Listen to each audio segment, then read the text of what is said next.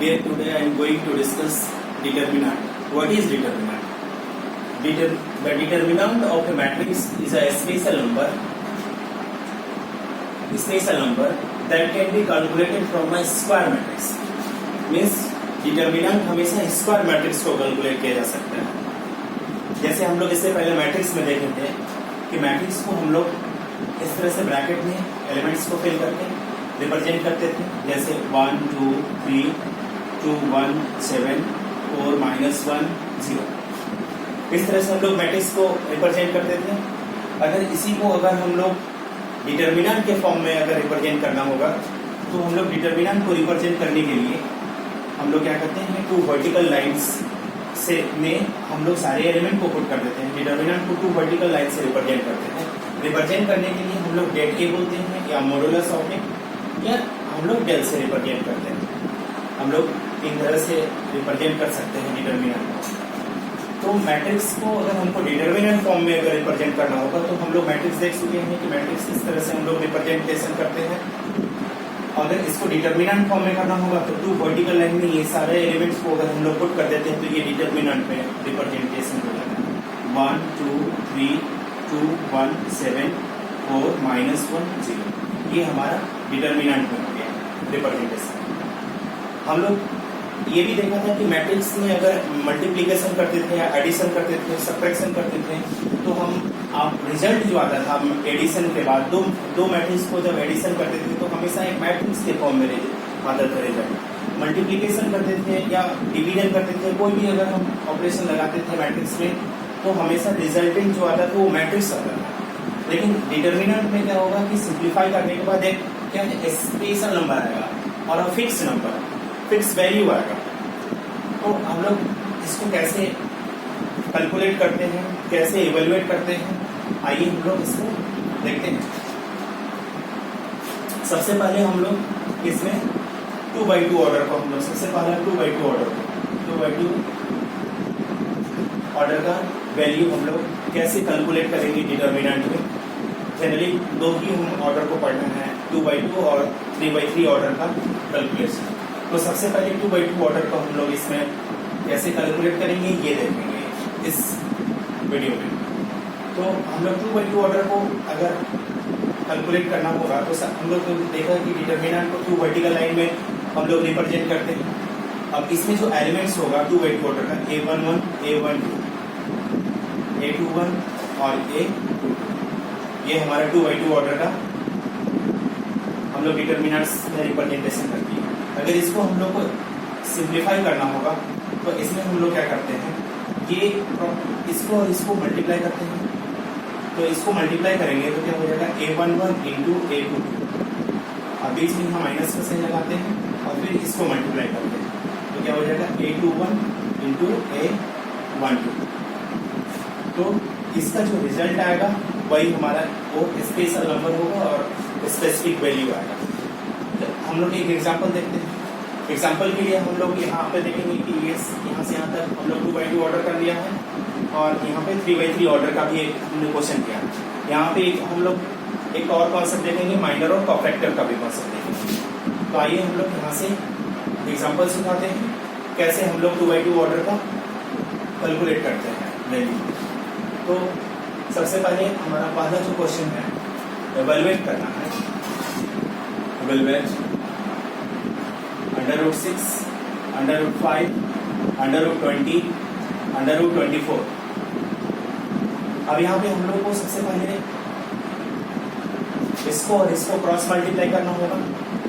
तो इसको और इसको क्रॉस मल्टीप्लाई करेंगे तो √6 इंटू √24 माइनस इसके हिसाब से ये मल्टीप्लाई किया, उसके बाद माइनस ये और ये मल्टीप्लाई करेंगे। तो इसको और इसको मल्टीप्लाई करेंगे तो √ क्या हो जाएगा 20 इंटू √5। हम लोग एक कॉन्सेप्ट पढ़े हैं 9th क्लास वगैरह में, ये कॉन्सेप्ट है कि √n into √n equal to √mn होता है। ये जो कॉन्सेप्ट है, इस कॉन्सेप्ट से हम लोग इसको अगर मल्टीप्लाई करेंगे तो √6 इंटू 24 हो जाएगा माइनस √20 इंटू 5। इसको मल्टीप्लाई करेंगे तो 6 4 जा 24, 6 2 जा 12 और 144 माइनस 100 और 144 का स्क्वायर रूट में हमारा 12 आएगा और ये 10, 12 माइनस 10 ये एक फिक्स वैल्यू है। तो इस डिटरमिनेंट का एक फिक्स वैल्यू है। लेकिन यही मैट्रिक्स में अगर हम लोग सिंप्लीफाई करते थे तो हमेशा एक मैट्रिक्स फॉर्म में होगा, लेकिन डिटरमिनेंट में स्पेशल नंबर और फिक्स वैल्यू है। तो इस तरह से हम 2/2 ऑर्डर का कैलकुलेट करते हैं। यहाँ और भी कुछ क्वेश्चन है डिफरेंट टाइप्स का, इसको भी हम लोग सॉल्व कर रहे हैं। आइए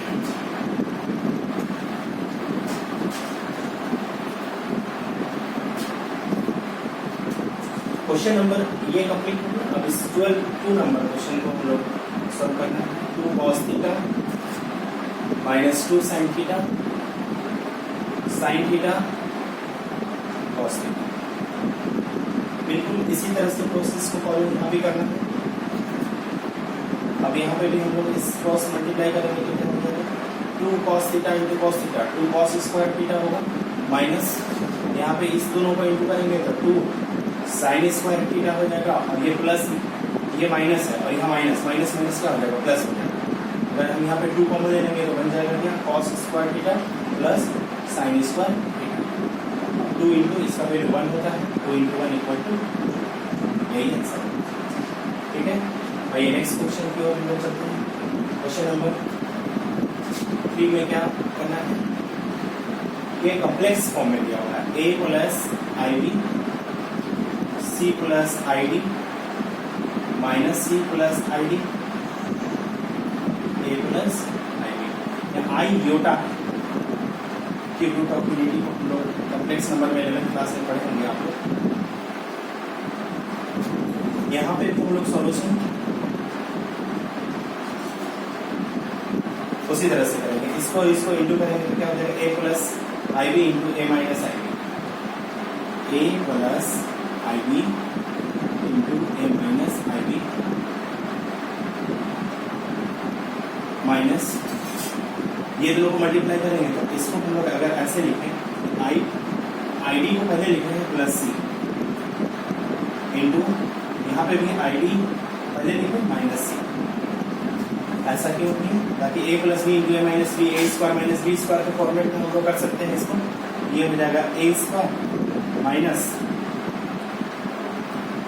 ID का होल स्क्वायर माइनस यहाँ भी ID का स्क्वायर माइनस c स्क्वायर ये ब्रैकेट में। तो ये हो गया a स्क्वायर और ये हो जाएगा i square b square minus यहाँ पे भी हमारा हो गया i square d square minus c square. हम लोग ये जानते हैं कि i स्क्वायर का वैल्यू जो होता है -1 होता है। ये कॉम्प्लेक्स नंबर में हम लोग पढ़े होंगे a square into a square -1 और माइनस माइनस क्या हो जाएगा प्लस b स्क्वायर हो जाएगा माइनस यहाँ पे हो जाएगा माइनस d स्क्वायर और यहाँ हो गया माइनस c स्क्वायर। अब इसको माइनस को मल्टीप्लाई कर देंगे तो हो जाएगा a square plus b square plus d square plus c square. अगर इसको हम लोग चाहें तो ऐसा भी लिख सकते हैं a square plus b square plus c square plus d square. यही आंसर। आइए हम लोग नेक्स्ट क्वेश्चन को सॉल्व करते हैं।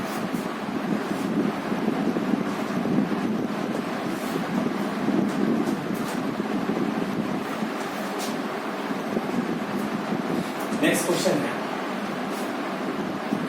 x square minus x plus 1 x minus 1 x plus 1 x plus 1। ये क्वेश्चन 4 है। इस क्वेश्चन को भी सॉल्व करने के लिए वही प्रोसेस अप्लाई करेंगे। क्या होगा, क्रॉस इंटू करेंगे तो x plus 1 into X square minus x plus 1 minus ये हो जाएगा x plus 1 into X minus 1। एक फार्मूला हम लोग पढ़ेंगे कि a plus B into A square minus A B plus B square equal to a plus B का A Q plus B ये हम लोग पढ़ेंगे। यहाँ पे इसी तरह से a plus B into A square minus A B तो 1 है तो x इंटू 1 x ही हो जाएगा प्लस 1 का स्क्वायर 1। तो इसको हम लोग लिख सकते हैं x क्यू प्लस 1 का क्यूब 1 माइनस ये a plus B A minus B क्या हो जाएगा एक्स स्क्वायर माइनस 1 स्क्वायर मतलब 1 हो जाएगा। अब इसको मल्टीप्लाई कर देंगे तो x cube plus 1 minus x square minus minus plus 1, ये हो गया x cube minus x square और 1 क्या हो जाएगा के एक्स। तो इस तरह से हम लोग सॉल्व करेंगे। तो ये 2/2 ऑर्डर का था। 2/2 ऑर्डर को हम लोग कैसे इवेलुएट करते हैं, कैलकुलेट करते हैं, आप लोग समझ लेंगे। आइए कुछ और भी क्वेश्चन है इसको भी सॉल्व करें।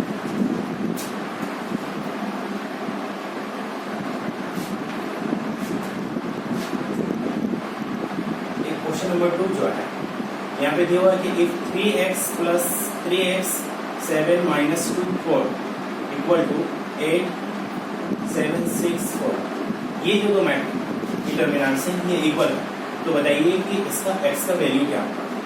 तो डिटर्मिनेंट है मैट्रिक्स रहता तो मैट्रिक्स जैसा हम लोग इक्वल मैट्रिक्स के बेसिस पे कंपेयर करते थे, लेकिन यहाँ पे हम लोग डिटर्मिनेंट में जैसे हम लोग सॉल्व करते हैं वैसे ही सॉल्व करेंगे। तो इधर एलएचएस में जिस तरह से सॉल्व करते हैं 2/2 ऑर्डर को, उसी तरह से आरएचएस में भी 2/2 को जैसे सॉल्व करते हैं वैसे ही सॉल्व करेंगे। तो इसको इंटू करेंगे तो 3x इंटू क्या हो गया 4 माइनस 7 2 40 माइनस माइनस प्लस हो जाएगा 40 इक्वल टू 8 4 32 माइनस 7 6 42, ये 12x प्लस 40 इक्वल टू ये हो जाएगा माइनस 10। 12x इक्वल टू इसको राइट साइड में शिफ्ट करेंगे तो minus 10 minus 40, 12x equal to क्या हो जाएगा minus 24, x equal to minus 24/12 minus यही आंसर है। तो हम लोग क्वेश्चन नंबर 3 भी उसी तरह से सॉल्व कर लेंगे। आइए क्वेश्चन नंबर 4 में हम लोग माइनर और कोफैक्टर का कॉन्सेप्ट इसमें देखेंगे कि माइनर कोफैक्टर क्या होता है, माइनर और कोफैक्टर का कॉन्सेप्ट। तो मैं इसको डिलीट कर रहा हूँ।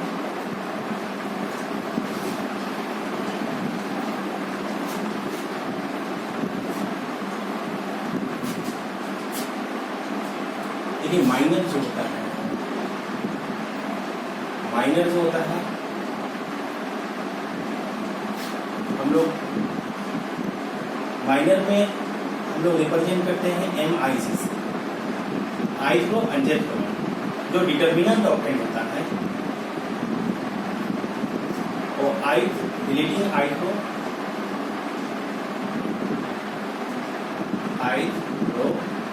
And jth column. ith row और jth कॉलम के बाद जो डिलीट करने के बाद जो डिटर्मिनेंट ऑब्टेन होता है वो माइनर कहलाता है। जैसे अगर इस मैट्रिक्स में हम लोग देखें क्वेश्चन नंबर 4 में, पहले माइनर पे बात कर रहे हैं। 1 माइनस 3 2 4 माइनस 1 2 3 5 2। तो अगर हम लोग को M11 का माइनर क्या होगा, अगर इसका निकालना होगा तो ith रो जो है यहाँ पे i क्या है 1 है और j क्या है ये भी 1 है, मतलब रो 1 और कॉलम 1, रो 1 और कॉलम 1 को अगर हम डिलीट कर देते हैं तो ये जो रिमेनिंग बचेगा यही हमारा क्या होगा माइनर हो जाएगा। -1 2 5 2। अब इसको हम लोग सॉल्व करेंगे तो जो वैल्यू आएगा वही माइनर हो जाएगी। तो इसको डिलीट और कैलकुलेट उसी तरह से करते जैसे हम लोग ये सब किया था। -2 -5 2 10 यानी -2।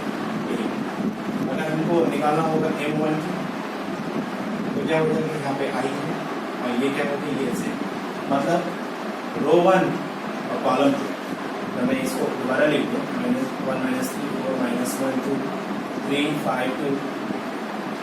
तो क्या हो जाएगा रो 1 और फर्स्ट को रो बोलते हैं, सेकंड को कॉलम और ये हो जाएगा कॉलम। तो बचा क्या ये बचा ये, तो इसको हम लोग बोलेंगे 4, ये तो कैंसिल हो गया 2 3 और ये, और इसको सोल्व करेंगे 4 2 या 8 -6 इक्वल टू क्या हो गया। तो इस तरह से हम लोग माइनर निकाल सकते हैं। अब हम लोग देखेंगे कोफैक्टर्स कैसे निकालते हैं। तो कोफैक्टर निकालने के लिए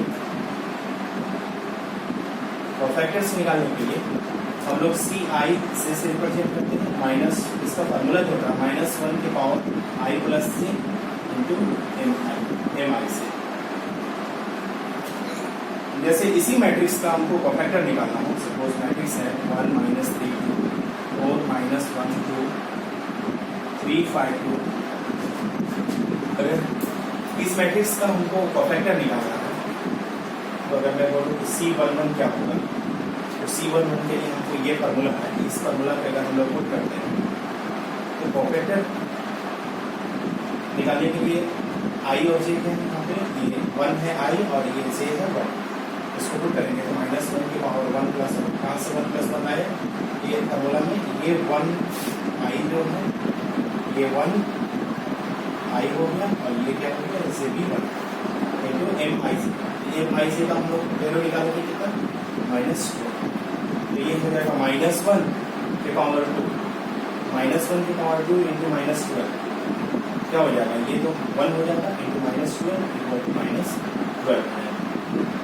इसी तरह से अगर हमको C12 का निकालना तो C12 का वैल्यू क्या हो जाएगा, -1 की पावर 1 प्लस 2, 1 प्लस 2 कहाँ से लाए, ये I है और ये क्या है J है, हम लोग I प्लस J का करते हैं इंटू MIC, तो MIC हम लोग निकालेंगे M12 कितना 2 है, -1 के पावर 3 मतलब एक ओड है, ऑर्डर में माइनस होगा इंटू 2 यानी क्या हो जाएगा -2।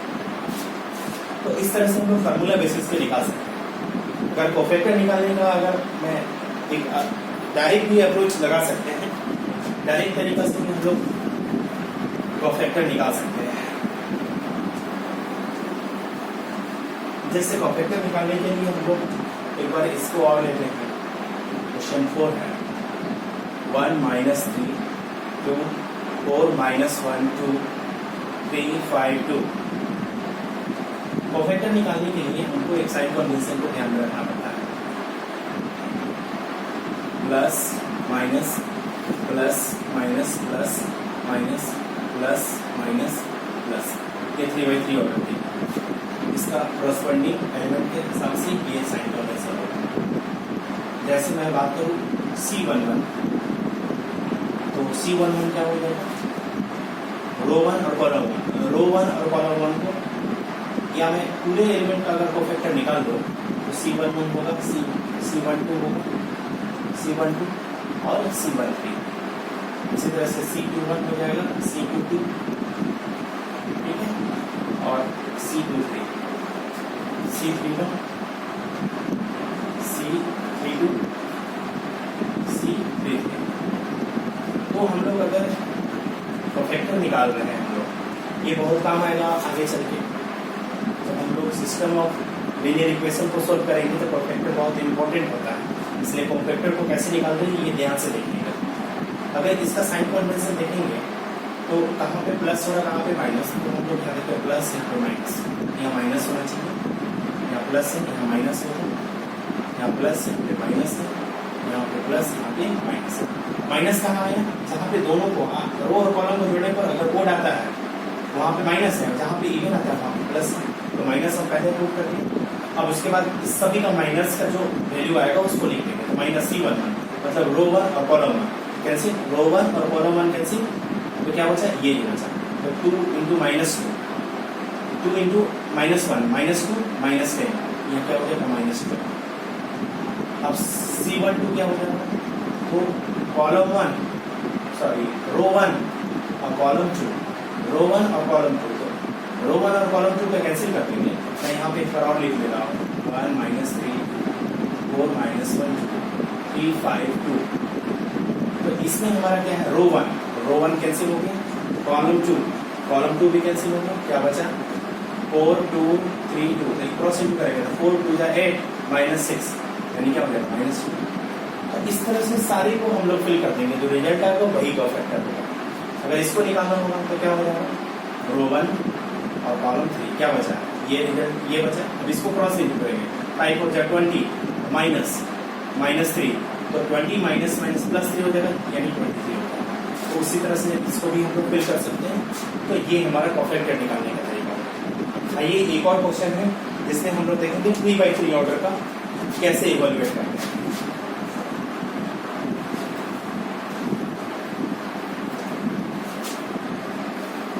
3/3 ऑर्डर का हमको इवैल्यूएट करना है।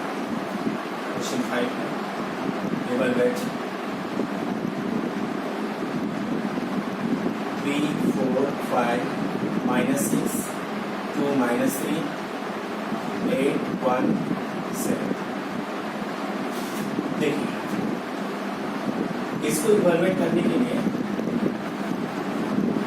हम लोग फर्स्ट रो के अप्रोच कर रहे हैं। हम लोग साइन कॉन्वेंशन बताया था कि plus minus plus minus plus minus plus minus plus. तो हम लोग इस रो फर्स्ट रो के अप्रोच अगर हम लोग सिंप्लीफाई करेंगे तो ये हमारा साइन कन्वेंशन ध्यान रखना होगा। अगर हम लोग 3 लेते हैं, अगर ये 3 लेंगे तो ये फर्स्ट रो और फर्स्ट कॉलम कैसे हो जाएगा, ये जो बचेगा तो इसको हम लोग ये जो माइनर बचेगा इसको हम लोग मल्टीप्लाई करेंगे 7 टू द 14 माइनस माइनस क्या हो जाएगा प्लस 3। ठीक है, माइनस माइनस यहाँ पे हम लोग कहाँ से लिखें, ये माइनस भूल है। अब यहाँ पे 4 लिखेंगे। अब अगर जब 4 लिखेंगे तो यहाँ पे क्या हो जाएगा माइनस, क्यों, क्योंकि 4 की जगह पर क्या होता है माइनस। अब ये पर मैं लिख इधर कैसे कैसे करके इसको बता रहा हूँ, -6 2 -3 8 1 7। तो अगर मैं यहाँ पे इसको लूंगा तो ये कॉरस्पॉन्डिंग कॉलम और कॉरस्पॉन्डिंग रो कैंसिल हो जाएगा। तो क्या हो जाएगा 7 6 -42 और माइनस का गुना हो गया और 8 टू दिया -24 माइनस माइनस प्लस 24 हो जाएगा। अब यहाँ पे प्लस हो गया, सॉरी ये यहाँ पे ये प्लस माइनस नहीं है क्योंकि माइनस हम लोग यूज कर लिया है, क्योंकि प्लस और इसके लिए हमारा माइनस नहीं है, माइनस में नहीं लिखा, ये प्लस में लिखा। अब यहाँ पे 5 लेंगे तो ये और ये कैंसिल हो जाएगा, तो ये जो बचेगा -6 और -60।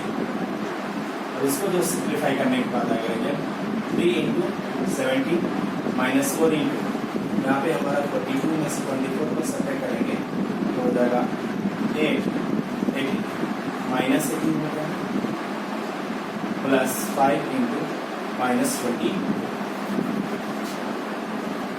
अब इसको इंटू करते हैं, 51 हो गया प्लस 72 और ये हो जाएगा 108।